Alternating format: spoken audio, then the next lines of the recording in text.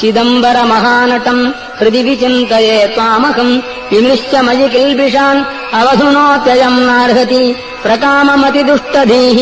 मम पदाब्जयो संसृजम् इति क्षिपसि चेत् प्रभो कमुपयामि भीतस्त्वतः चिदम्बरमहानटम् हृदि विचिन्तये त्वामहम् जनाः कतिकतित्रिगो सकलवेदसारात्मकम् पुरातनजनः कृते सुकृतवंशयैस्त्वाम् किल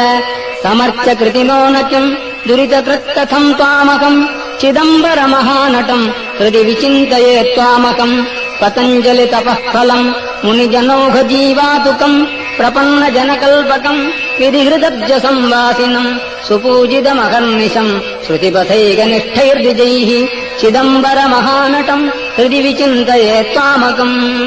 डमरुकमृगरोचेष्केशरोचिष्णुपाणिः दरहसितविरजन् मञ्जुळास्याम्बुजश्रीः दयाकर सभापते तव तु बिल्वपत्रादिभिः